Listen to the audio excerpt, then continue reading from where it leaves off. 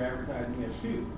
So what the business mix is not only to do the television, but also to figure out the business model for it. And I had actually, I'm going to just show you one more slide and we'll go. But if I go to this, see.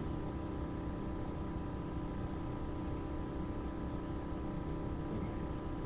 And I'm going to log in one more time. But I'll show you the puzzle that I'm putting together. And it is the puzzle that makes television work now. We don't see all the puzzle when we're there. But if I go,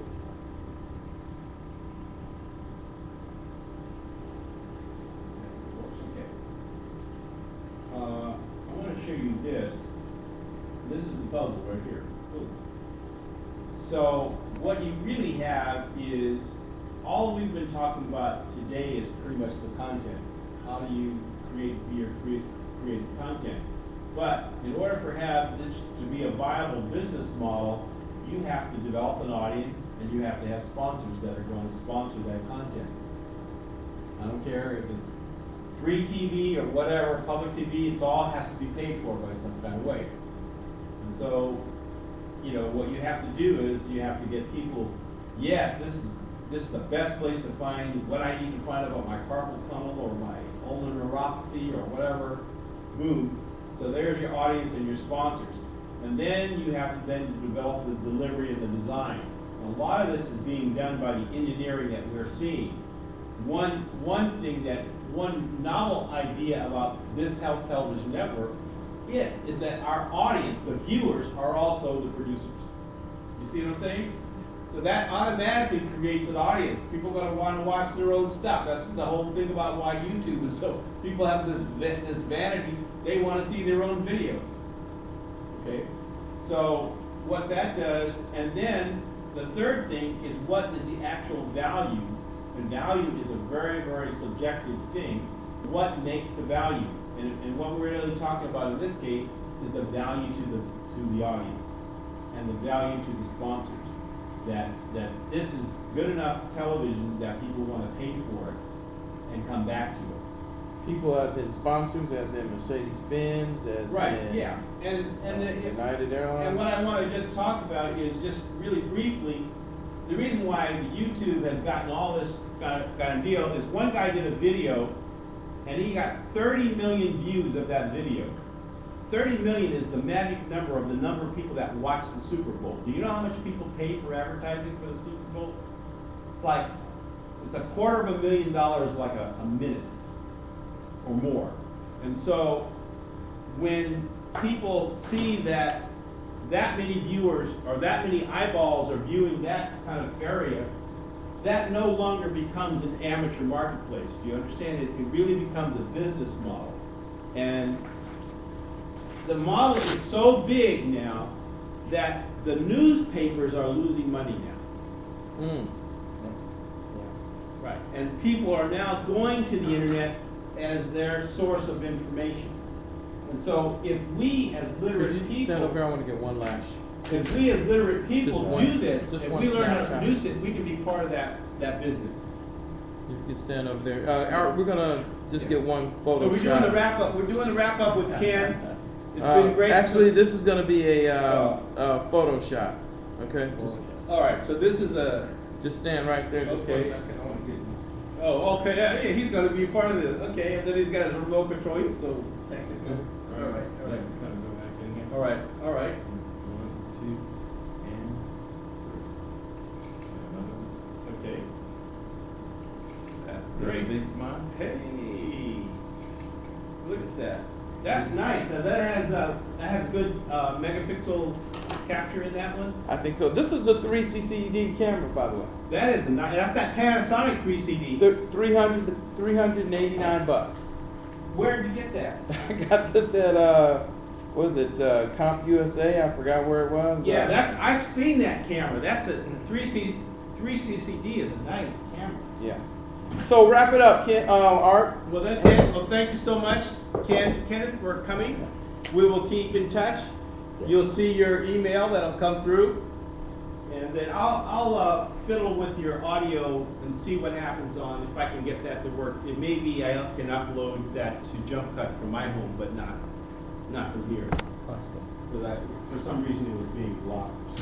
All right. Sound good. Thank you so much. Have a nice day. All right. Thanks, Ken. Nice Thank meeting you. Okay. Yes. And Art, if you could just kind of do a few minutes summarizing and wrapping, that would be great. Yeah. Here, we're gonna try and do a couple more takes on that. Okay. Okay. So on cue, ready, 1, 2, and 3. Go.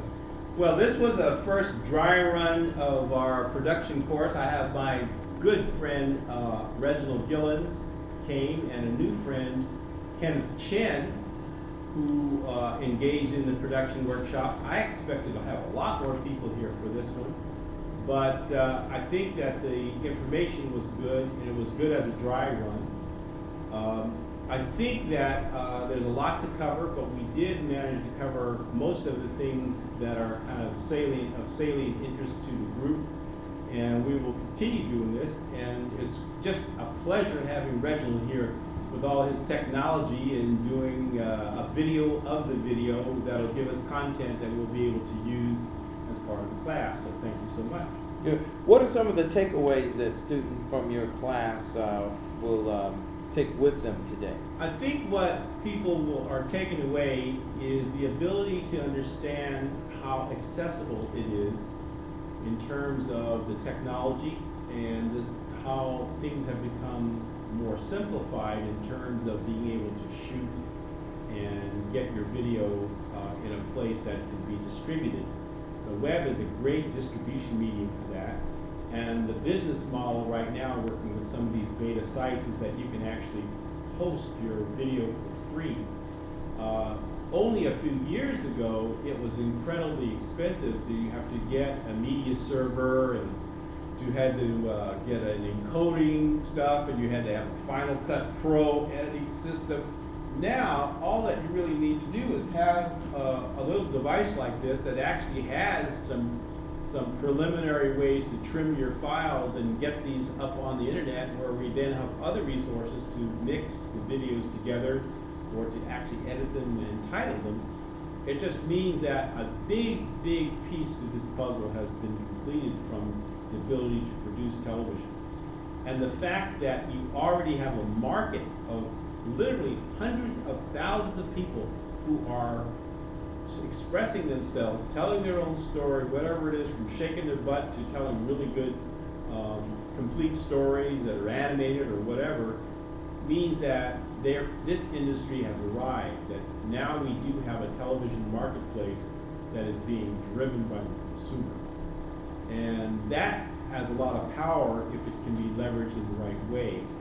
And the more that people, there are two things that my goal here today is to develop technical literacy, to bond with the people who showed up, which I feel closer to you, Reginald, in terms of this, and to create community, because it's going to be the community that really is going to be responsible for making this television work or not work.